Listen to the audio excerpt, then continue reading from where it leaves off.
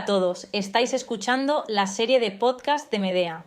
Medea Medical Education Academy es un proveedor global de educación médica dedicado a diseñar, impartir y evaluar programas de educación médica en todo el mundo.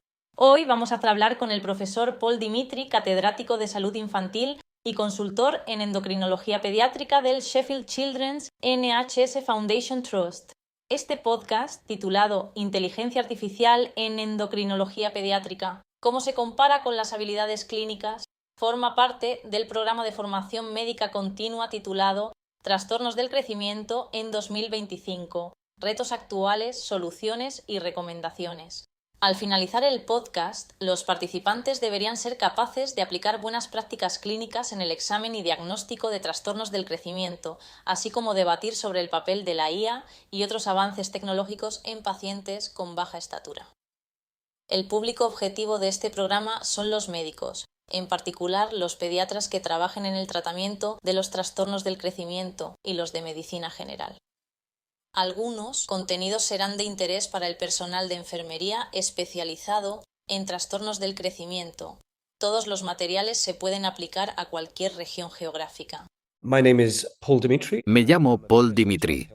Soy catedrático de Tecnología Sanitaria Infantil y consultor en endocrinología pediátrica en el Hospital Infantil de Sheffield del Reino Unido.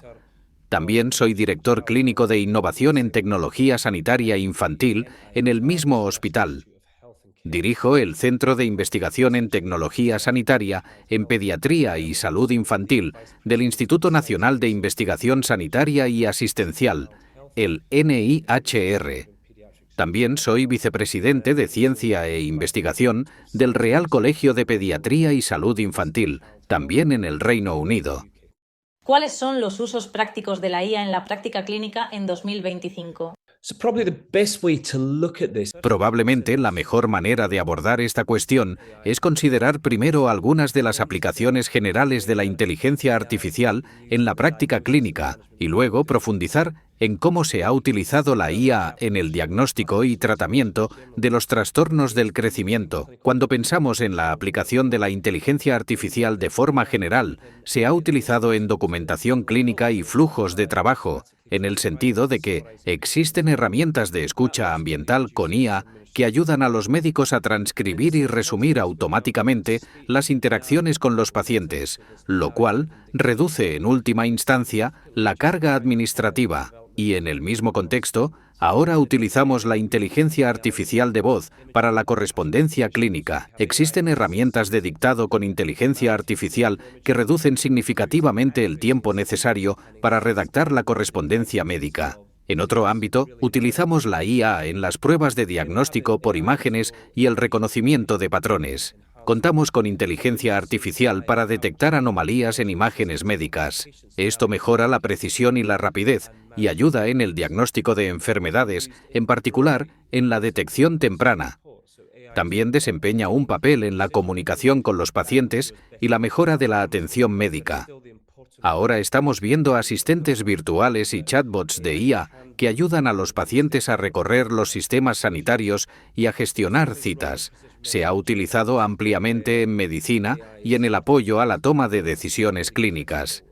Así pues, las herramientas de IA están ayudando en la toma de decisiones clínicas, lo que garantiza mejores resultados para los pacientes, aunque sigue existiendo el importante papel de la supervisión humana, ya que la IA puede cometer errores, también conocidos como alucinaciones. También tiene un papel en la medicina de precisión y la genómica, y aquí es donde la IA está empezando a destacar y a ser crucial para apoyar la atención sanitaria. Estamos viendo análisis genómicos con IA que están haciendo avanzar la medicina personalizada.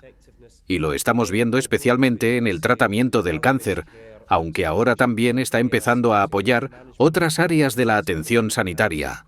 En la misma línea de la medicina de precisión, también estamos viendo su aplicación en medicina personalizada y planes de tratamiento. Y es que los algoritmos de IA están ayudando a adaptar los tratamientos según los perfiles individuales de los pacientes. Esto permite optimizar las dosis de medicación y los enfoques terapéuticos.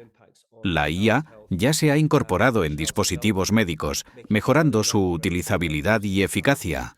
Y, en un sentido más amplio, estamos viendo una optimización de la atención basada en el valor, es decir, la IA está apoyando la gestión sanitaria, la estratificación de riesgos y el seguimiento de métricas de calidad. Por lo tanto, cuando se trata específicamente de considerar la inteligencia artificial en los trastornos del crecimiento, hay múltiples aplicaciones de la inteligencia artificial, aunque en la actualidad muchas de ellas están aún en fase de investigación. Los trastornos del crecimiento, como muchos saben, pueden tener efectos significativos a largo plazo en la salud y el desarrollo del niño, por lo que un diagnóstico temprano y preciso es absolutamente crucial. Vamos a hacer algunos ejemplos.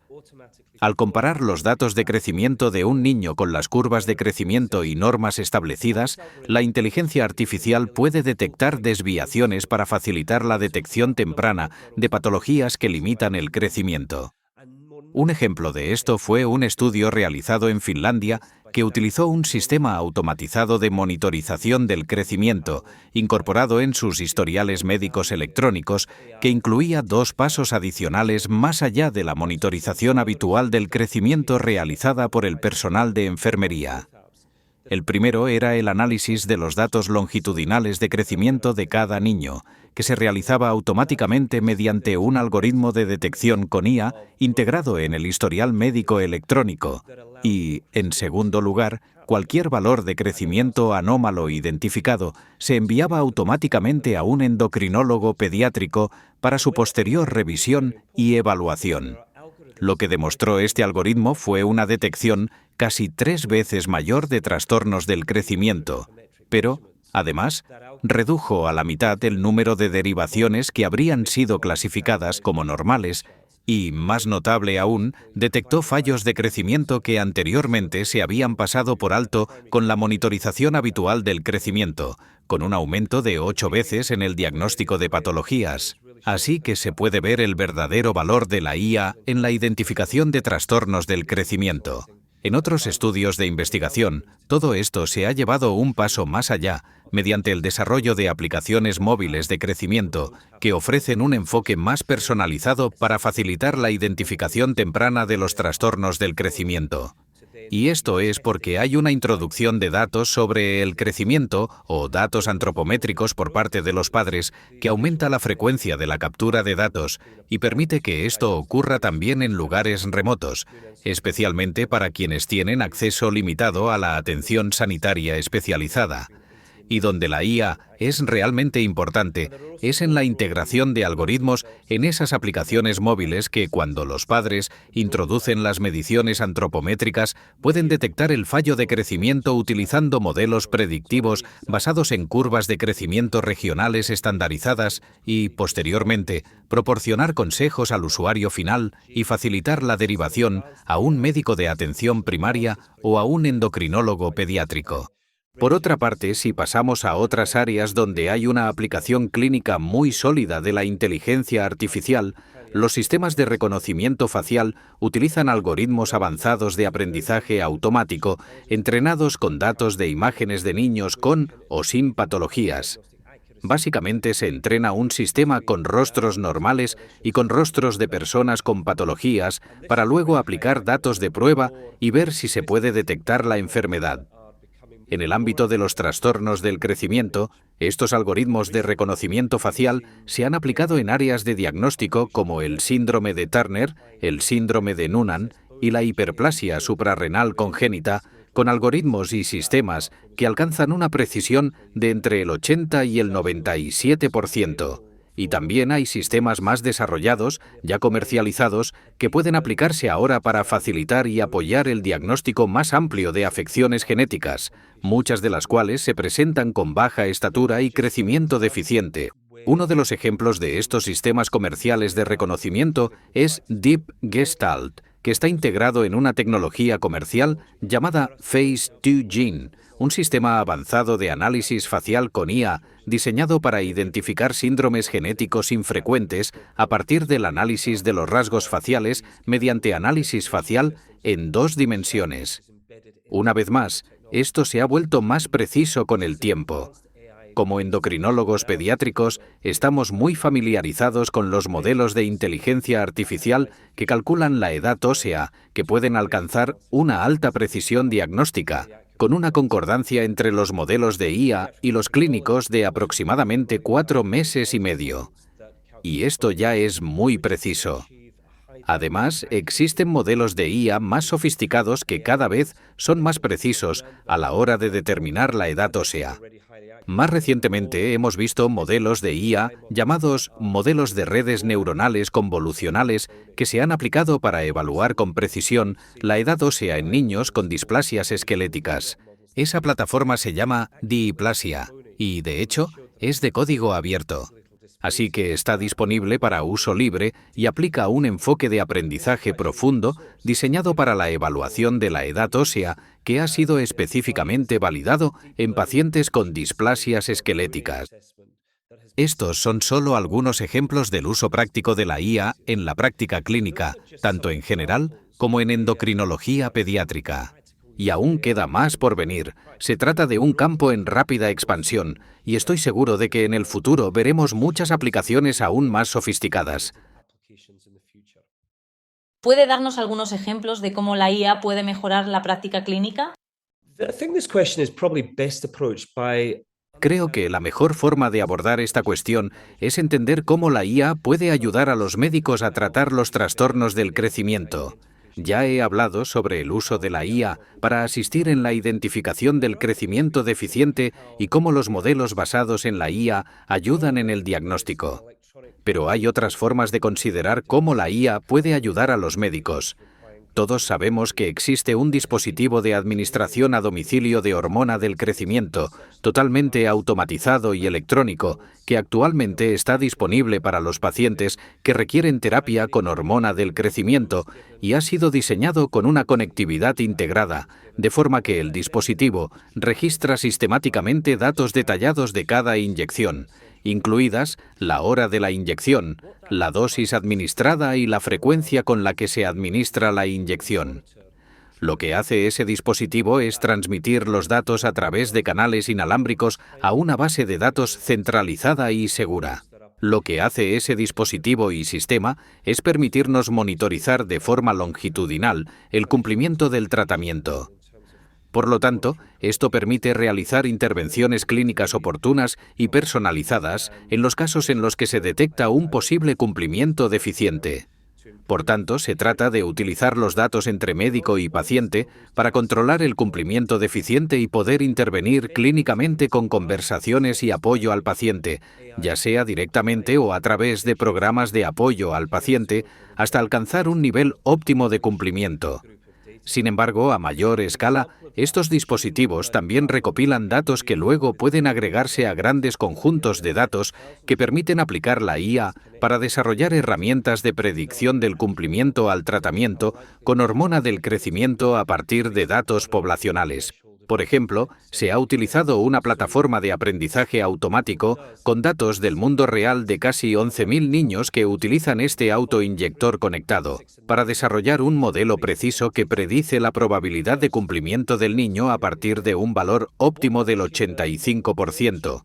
Lo que hace esta plataforma es predecir la probabilidad de que un niño cumpla el tratamiento en los siguientes 3, 6 y 9 meses en función de los datos de los 3 primeros meses de inyecciones administradas. Lo que demostró ese modelo de aprendizaje automático es que la desviación en el cumplimiento durante los 3 primeros meses, o una transmisión de datos poco frecuente, o no cambiar determinados ajustes de comodidad e iniciar el tratamiento a una edad más avanzada, eran variables importantes para predecir el riesgo de un cumplimiento subóptimo en los siguientes 3, 6 o 9 meses de tratamiento. Sin embargo, lo que resulta aún más relevante de este algoritmo de IA es que, una vez finalizada la fase inicial del tratamiento, es decir, la primera fase de 3 meses, el modelo puede seguir utilizándose de forma continua. Se puede tomar cualquier periodo de 3 meses y utilizarlo para predecir el cumplimiento de los siguientes 3, 6 o 9 meses. Así que ahora podemos predecir qué qué pacientes corren el riesgo de tener un cumplimiento subóptimo del tratamiento con hormona del crecimiento y entender cuáles son los factores que predicen ese bajo cumplimiento. Esto apoya a los profesionales sanitarios en el desarrollo de intervenciones personalizadas para los pacientes que reciben un tratamiento con hormona del crecimiento para trastornos del crecimiento. Y si pensamos en algoritmos avanzados, también se están utilizando para predecir patrones de crecimiento a largo plazo con el análisis de grandes conjuntos de datos de mediciones de crecimiento pediátrico. Así que, de nuevo, para poner algunos ejemplos, se han aplicado modelos de aprendizaje automático a valores clínicos de pacientes con síndrome de Turner para predecir su respuesta al tratamiento con hormona del crecimiento. De hecho, la principal variable predictiva del cambio en la puntuación de desviación estándar de la talla durante el primer año de tratamiento con hormona del crecimiento en pacientes con síndrome de Turner que recibían dicha terapia fue su edad cronológica en el momento de inicio del tratamiento. Y luego, utilizando un algoritmo de IA llamado método del bosque aleatorio, se identificó además que el cambio en la puntuación de desviación estándar de la talla en pacientes con síndrome de Turner durante el primer año de tratamiento era el factor predictivo más importante de la mejora de esa puntuación en los 3 años siguientes. Además, tras 3 años de tratamiento con hormona del crecimiento en pacientes con síndrome de Turner, la talla media de los padres y el incremento de la talla en el primer año han resultado ser los factores de predicción significativos del resultado del crecimiento a largo plazo mediante el uso de estos algoritmos de IA. Otros investigadores han usado un enfoque combinado similar al utilizar la inteligencia artificial junto con el análisis de valores clínicos, como las mediciones antropométricas y las mediciones bioquímicas, en combinación con el análisis radiómico. Así pues, se trata de un análisis de imágenes con IA que permite diferenciar entre distintos diagnósticos que apoyan el tratamiento con hormona del crecimiento.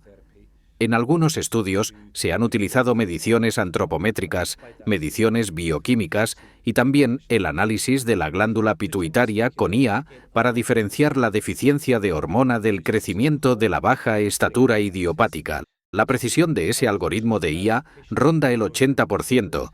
Y por último, la aplicación de la genómica, de la que he hablado antes.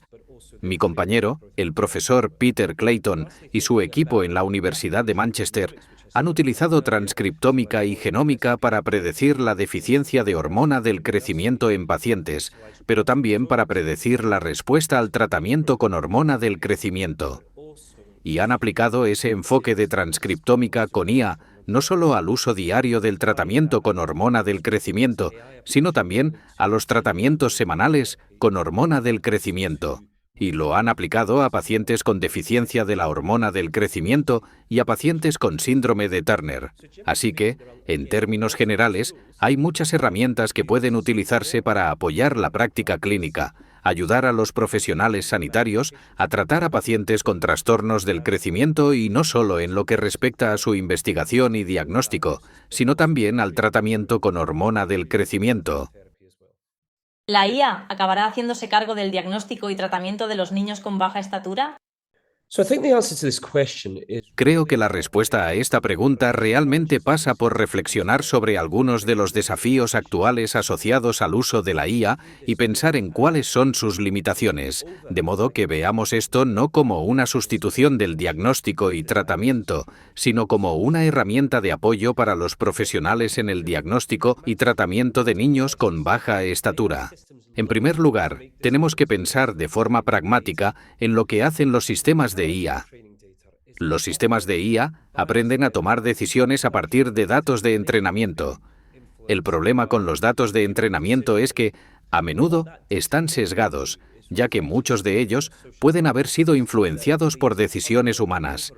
Lo que esos datos pueden acabar haciendo es reflejar desigualdades históricas o sociales que conducen a una infrarrepresentación o sobrerepresentación de determinados grupos de pacientes.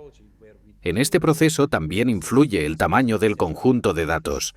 Así, algunos de los conjuntos de datos que utilizamos en la IA y en particular en áreas como la endocrinología pediátrica, donde tratamos enfermedades raras, pueden ser particularmente pequeños o los datos pueden tener que extrapolarse de conjuntos de datos de adultos, lo que, por lo tanto, puede introducir inexactitudes o sesgos en el proceso de toma de decisiones de la IA. Por tanto, lo que debemos hacer con estos conjuntos de datos de entrenamiento es asegurarnos de que procedan de múltiples fuentes para que sean lo suficientemente amplios y así proporcionen un conjunto de datos adecuado que respalde los algoritmos de IA utilizados en la prueba o diagnóstico de pacientes con trastornos del crecimiento. También tenemos que asegurarnos de que los resultados de los modelos de IA sean aplicables a la población infantil a la que atendemos. Los modelos de IA deben entrenarse con conjuntos de datos diversos y representativos para reducir al máximo los sesgos derivados de datos de entrenamiento limitados o distorsionados. Y como ya se ha mencionado, esto es especialmente importante en niños con trastornos del crecimiento, donde las enfermedades son raras y los grupos de pacientes son pequeños. El último problema con la IA, y aquí es donde los humanos son realmente importantes, en lo que en el mundo de la IA se denomina Human in the Loop, literalmente humano en el bucle, es que la IA puede producir inexactitudes, lo que en el lenguaje de la IA también se conoce como alucinaciones. Por eso es importante que comprobemos lo que generan los modelos de IA, porque no siempre es correcto. Y yo animaría a cualquiera a usar plataformas de IA como ChatGPT o Copilot para ver qué ocurre, porque se pueden observar esas alucinaciones donde los resultados son inexactos. Por eso necesitamos humanos que revisen estos datos. Desde una perspectiva clínica, la IA debe verse realmente como una herramienta para apoyar la toma de decisiones clínicas en el diagnóstico y tratamiento de niños con baja estatura, no como una sustitución. Posiblemente en el contexto de la salud infantil y pediátrica debemos pensar en los niños no solo como modelos biológicos, sino como individuos con necesidades y vulnerabilidades propias, que además están enmarcadas en relaciones familiares y dinámicas contextuales. Es algo tremendamente complejo. Por tanto, no debemos considerar a los niños solo desde el punto de vista de la enfermedad, sino también el contexto y el entorno en que se presenta esa enfermedad y cómo se gestiona en ese mismo entorno. La IA no necesariamente evaluará ese contexto. Ofrecerá una respuesta basada en datos, en función de los datos que comprenda. No comprenderá los matices de las necesidades individuales, las vulnerabilidades, ni las relaciones y dinámicas familiares. También debemos tener en cuenta la calidad de la relación entre el médico y el paciente, y esta se basa en la interacción humana. Un aspecto fundamental de nuestro trabajo es generar un sentimiento de compromiso y confianza del paciente hacia su médico. Ese tipo de compromiso depende de la empatía y de las habilidades clínicas del profesional, algo que la IA no puede proporcionar. Existe un estudio que ha demostrado que la IA puede ser empática, pero lo es en un plano digital, a través de plataformas que utilizan voz o texto como método de interacción. Pero la empatía y las habilidades clínicas son mucho más. Se trata de interacciones entre humanos. Implican habilidades visuales, habilidades auditivas. Consisten en comprender las necesidades del paciente a partir de detalles visuales y auditivos durante una consulta concreta. Y existen diferentes matices durante la anamnesis. Captamos la emoción. Establecemos un contacto visual, leemos el lenguaje corporal, captamos información adicional que puede revelar otros problemas que quizá pasen desapercibidos para un programa de inteligencia artificial.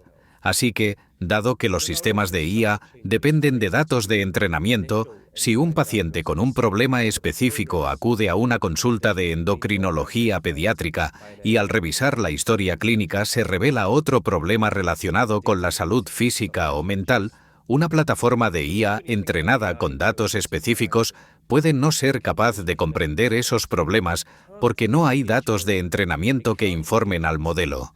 Lo que hacemos en una consulta es ver más allá del problema concreto que estamos tratando. Así pues, nosotros podemos captar esos matices, esas diferencias, esas áreas que pueden no estar relacionadas con la endocrinología pediátrica, pero que pueden ayudarnos en el camino diagnóstico y, en general, a ofrecer una atención holística al paciente, tanto en lo que respecta a su salud física como a su salud mental. También hay cambios menos evidentes relacionados con el diagnóstico endocrino inicial o con la evolución de una enfermedad clínica que un modelo de IA puede no detectar porque el conjunto de entrenamiento no ha incorporado datos que los indiquen. En realidad, cuando se piensa en la interacción con la IA, lo que puede hacer es reconocer patrones, pero no puede medir las emociones, no puede medir los instintos y no puede entender las variaciones psicológicas o las emociones humanas como la duda, el miedo, la sospecha o la confianza, que son realmente importantes en la interacción entre el médico y el paciente. Por último, pensemos en el proceso de exploración clínica. Utilizamos la vista y el tacto para evaluar los signos que presenta un niño. Lo que hacemos ahí es usar elementos que las herramientas de IA no tienen, para lograr una visión clínica más amplia y un panorama más completo de lo que ocurre con nuestros pacientes, no solo para llegar a un diagnóstico, sino también para apoyar de forma holística su atención a medida que avanzan con su tratamiento para el trastorno del crecimiento. ¿Qué mensajes clave podemos llevarnos a casa al final de este podcast? Creo que una buena manera de resumir esto es con un artículo de Eric Topol. Publicó un artículo en The Lancet en el que reflexionaba sobre el valor de la IA en el contexto de lo que él definía como restaurar lo esencialmente humano en la medicina, principalmente proporcionando el don del tiempo.